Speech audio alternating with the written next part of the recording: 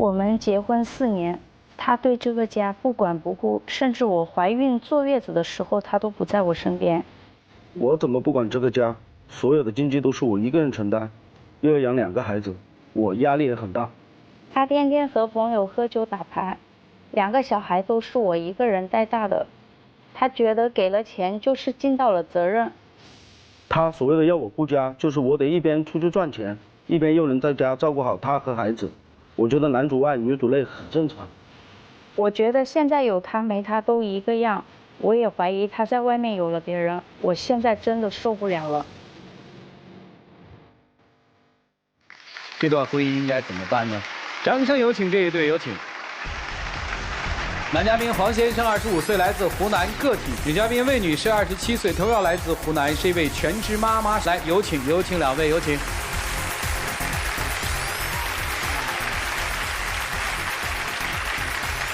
欢迎2位哈，结婚4年，对，2娃，对，怎么了？他一点都不顾家，从我怀孕第1个开始嘛，一直到第2个我的孕期，整个孕期里面，然后包括我带小孩，他都不在我身边。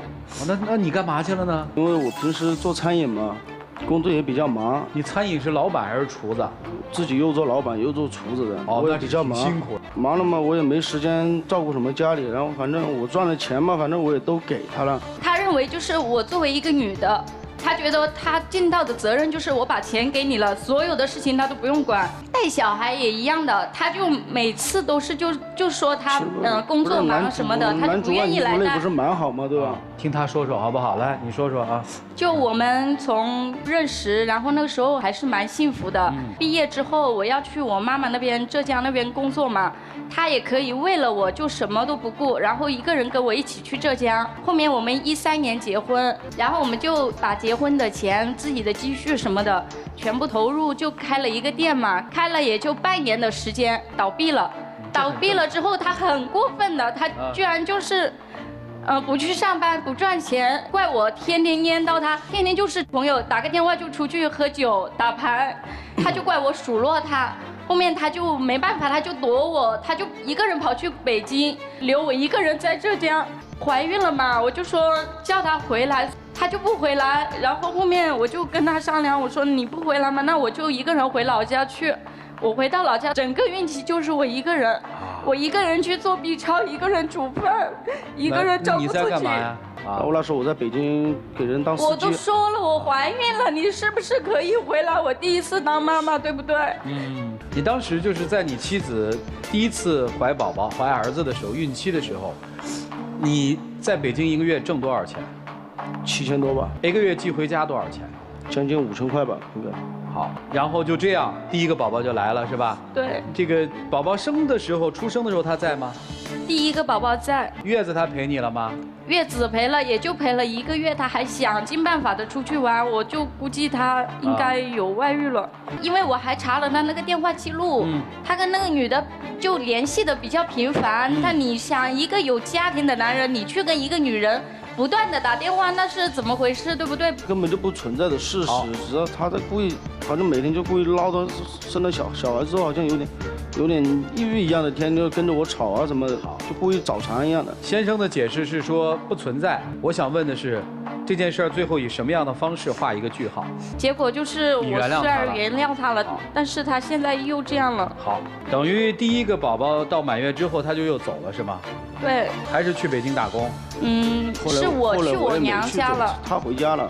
等于生完第1个儿子之后，你就回到了父母的身边。那你呢？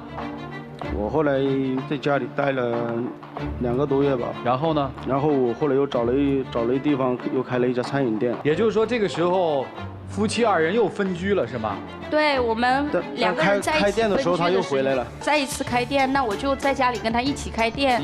那个时候孩子呢？我又怀孕了。等，孩子呢？孩子是10个月的时候就是在给他外婆带，就我妈妈带。等于你把孩子托付到了这个我妈妈外婆家之后，你们俩开始在湖南开店了。对，开店的时候我就后面知道我又怀孕了嘛，怀孕了，然后我天天给他做事，我怀着孕给他做事，他还嫌我没有别的女人能干。他说以前那些女的什么7、8个月了，8、9个月了，还要下地干活，还要去种田什么的。然后我有时候就是因为我也要收钱，还要擦桌子，要给人家上东西什么的，我就很累了。他休息的时候，我让他帮我做一下事，他还不乐意了，他就说你怎么这么娇气，什么事情都要依赖我来做。我们做事都是就是做夜宵的这种嘛，因为时间比较颠倒的。我每天也是早上6点才睡，有时候进货的话，我要到7点，然后睡到下午2点左右。他累吗？你觉得？但是他累，确实也累，但是我也比较累，休息时间他还长一点。好。你们俩当有发现这个女生怀第2个宝宝的时候，这次她表现的怎么样啊？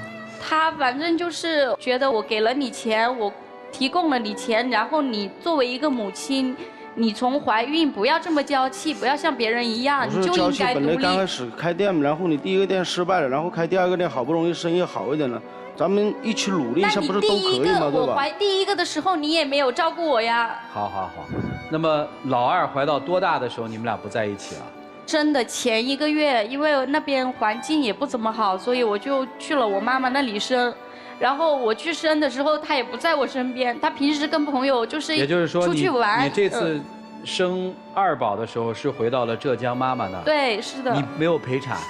没有，因为那时候她跟朋友出去玩可以关店，我生孩子她不来陪我。我那店是开在大学门口嘛，还将近有2个月就放暑假了嘛。我不想想，反正有第2个了，压力也大了，就多挣一点钱啊。反正就隔2个月放假了，我再过去。那你平时他根本就不是这样的，他平时他朋友叫他出去玩，他都可以关店。你让我问好吗？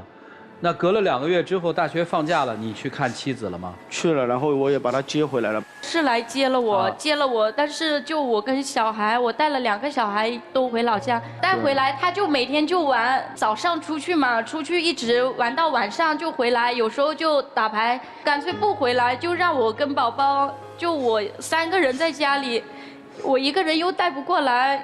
我就有时候大的哭小的哭嘛，然后我哄不过来的话，我就把他们扔在那里，他们哭我也哭，我就给他发那个就那个语音嘛，我就说觉得真的很累，他还笑我，呵呵的笑我，他说那你继续吧，他就这么回答我，一点都不会安慰我一次。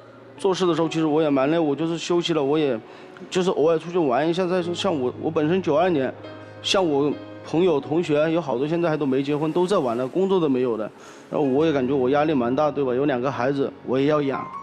你现在觉得你92年了，那当时你在结婚生小孩的时候，你就应该考虑到，你就要觉得你现在是一个丈夫了，不是你说你92年就现在应该玩的呀。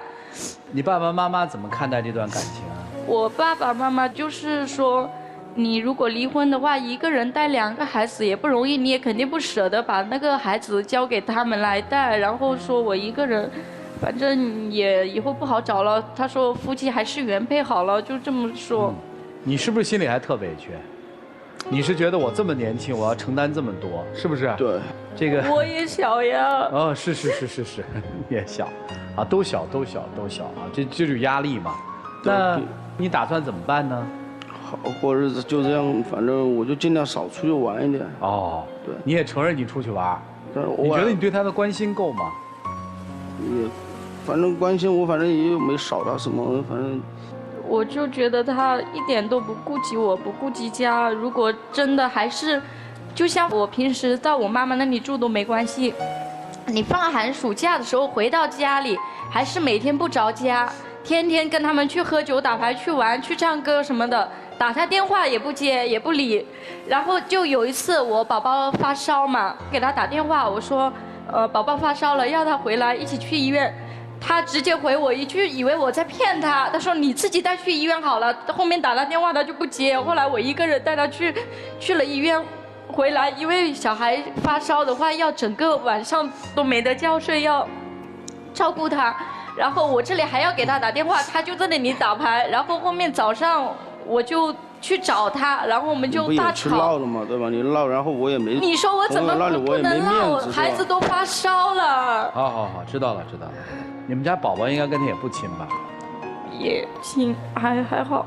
还好，那就很奇怪了，常年都不见这个家伙，他怎么就跟他们还好呢？我也不知道为而且什么、就是，那么小的孩子，我也不知道为什么他们就是平时不怎么就没怎么见面，但是我的那个大的小的看到他就还是有那种亲切感，但是如果他要找我的时候，那就不会要他。那也就是从另一个角度说，这小子也陪孩子哈，很少陪。在女生的想象里，男生应该是完全陪伴的，对吧？至少对你和孩子应该有付出的，而不仅仅是交钱，对不对？对。男生认为说生活很难，我交了钱就算负了责任，对不对？对。你作为一个女人就应该好好的给我带孩子，这是你的想法，对不对？对。所以日子就给过成这样了，啊，下面应该怎么办？有没有调整的可能？听听老师们怎么说。一起进入丘比特问卷。我就刚才就是在想，那个银行账户里的钱，是爱还是一种说，哎，给你钱养孩子而已？我觉得女士最大的，她一直从头哭到尾，展示的就是你给我的钱里没有爱。钱固然重要，但是这没有爱的钱，我拿着难过。你也不要说你只有25岁92年的，你既然要了孩子，就要担起一个父亲的责任，不仅仅是钱。儿女双全啊，听起来多么好，我也想要2个孩子。但是幸福不是活在这个词语里边的2个孩子，幸福是活在行动当中的。虽然刚才主持人也在说，哦，你是压力大啊，你压力再大，老婆生孩子不去吗？赚那几个钱是为什么？你不说赚钱是为了养他们吗？对，因为那个也没办法，谁都有压力。你问问在座的各位，谁没有压力？谁不要养儿育女？做生意谁不要上孝顺父母，下照顾孩子？你不用解释啊。虽然是你25岁很年轻，但这是你选择的人生。你说了我想要一个家，我想要儿女双全，你的行动就要跟得上你的语言。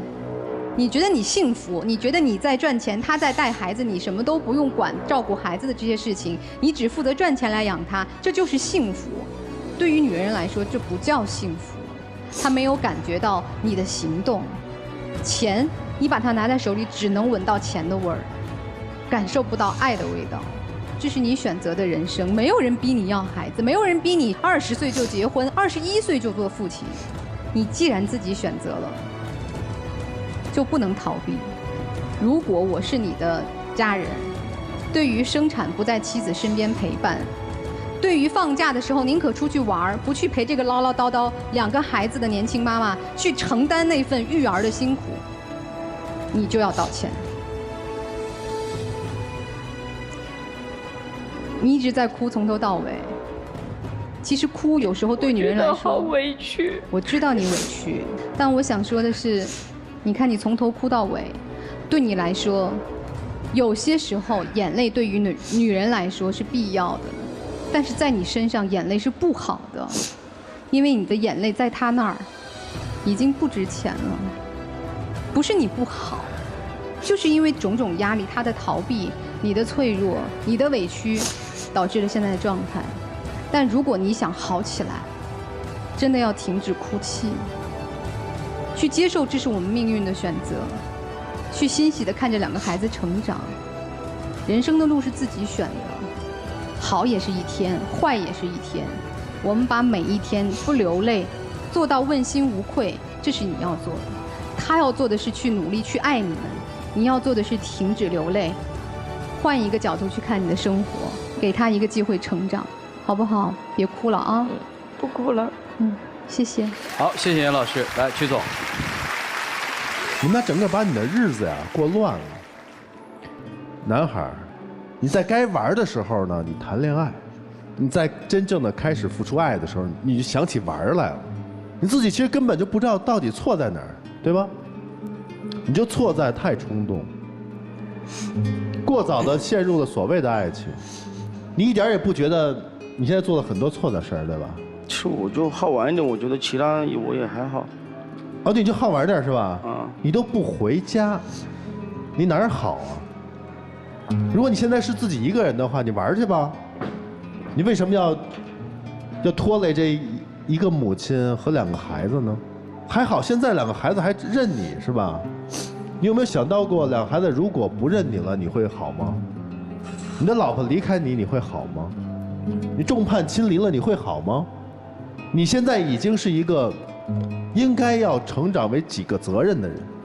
第一是丈夫，你没有做到，你不是好丈夫；第二个是父亲，你不是一个好父亲，你就是一个孩子。孩子不配有爱人和孩子，对吗？对。你只爱你自己啊！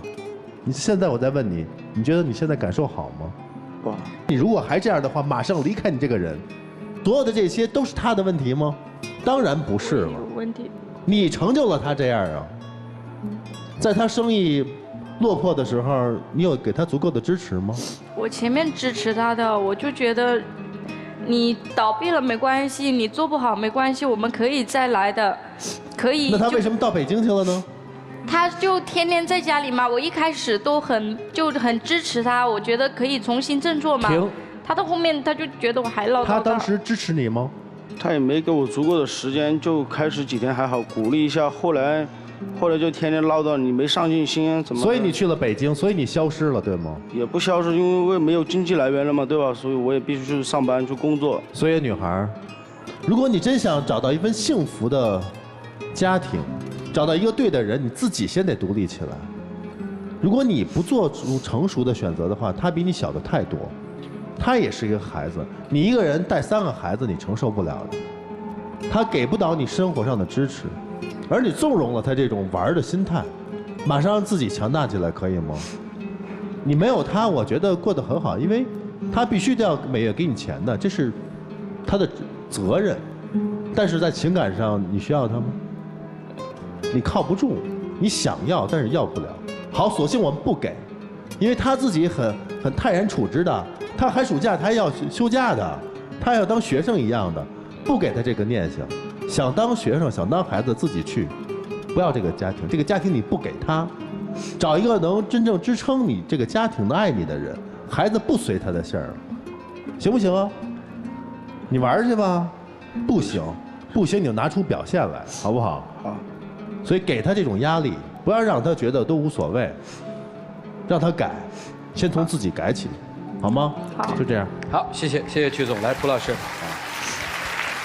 我花了很长时间来期待父亲这个角色，所以我39岁，也就是去年当了父亲。因为我已经酝酿了很久，想了很久，所以我很快的能进入父亲这个角色，并且把它扮演好。人生会有很多个角色，当你太轻易的获得一个角色的时候，你就不会珍惜它。就像一个演员一样，如果他花了9牛2虎之力要来一个角色，他一定能够演好。这就是付出多少就珍惜多少。像你们这样的孩子太多了，太早的做了母亲和父亲。我记得这样一句话：我只要一想到人类不用花任何的努力和考核就能做父母，这一点其实是太不可思议了。但是有一些人，他虽然很轻易地获得了角色，他会在角色当中成长。自己不会做妈妈做爸爸，学父母难道不会学吗？但有些人不一样，就像他始终进入不了父亲这个角色。你要说他有多糟糕吗？还有比他更糟糕的，啃老甚至不愿意赚钱的，他至少还愿意扔几个钱在家里，但只是到现在为止还没有成熟。但是我想告诉你，接下来如果你还这么做的后果是什么？你现在扔几个钱在家里面，对孩子不闻不问，那么孩子长大之后，他会恨你。你想想，你小时候，如果你的爹只扔几个钞票给你，却从来不抱抱你、亲亲你，你会不会恨你爹？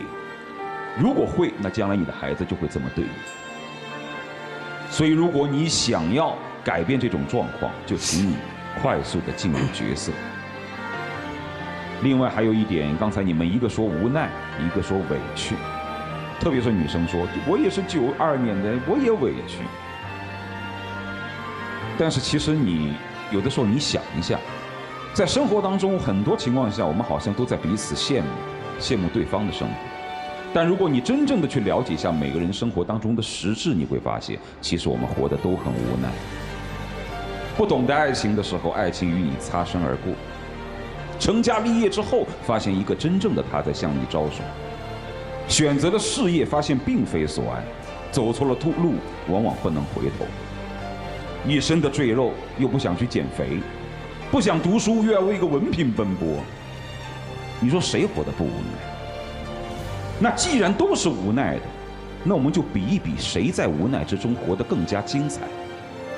人来到这个世界上，其实就是在互相比拼，看谁能够承受的更多。谁能够承受的更多，在无奈之中能够活得更加精彩，那他收获的也一定比别人多。父母这个角色既然已经促成，你就回不了头了。如果不想自己的子女将来恨自己，只顾了眼前的这一会儿的娱乐潇洒，那你就好好干。人不会苦一辈子，但只会苦一阵子。如果你逃避苦这一阵子，你就会苦一辈子。听明白了吗？听明白了。就这样。一起进入那几天和古方红糖真情60秒。老婆，你放心，我会改，然后我也会回来，放假了就照顾你和孩子，然后也不出去玩。其实我真的要的不多，我就希望你能够陪陪我，像他们一样，2个人就牵着小孩一起去公园走走，去外面玩一下，就这么多而已。我知道，我也会扛起我做父亲、做老公的责任，给我一次机会。如果你再不改，我就真的跟人家跑了。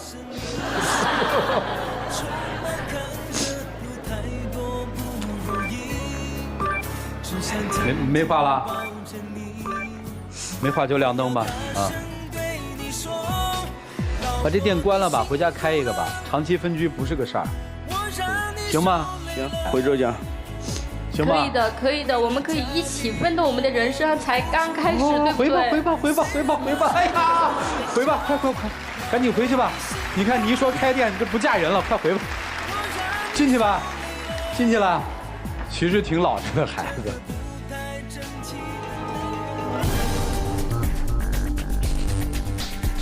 来，请关门。好了，电视机前的观众朋友们，现在请拿起手机，扫描屏幕下方的2维码，下载万事达手机客户端，进入到天津卫视的直播聊天室，边看边聊。直播过后，也可以通过天津 FTV 网络电视或者万事达手机客户端继续收看本期的节目内容。欢迎大家登录优酷网、腾讯视频、搜狐视频、爱奇艺、乐视视频、PPTV 剧力收看节目的完整视频。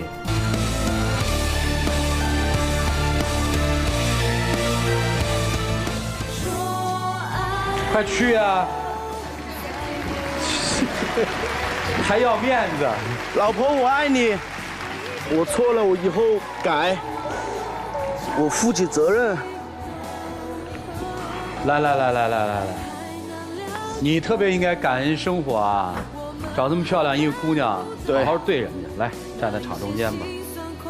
来，有请我们的小花童，有请。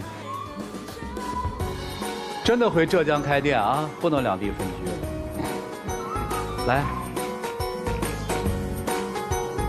来，回去吧，啊，好可爱的，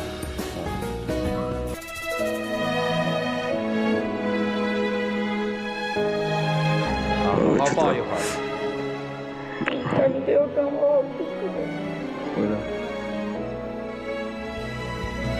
在爱里等着你，被你疼惜有种暖意，在梦里全是你，不要再迟疑，把我抱紧，2颗心请亮灯吧，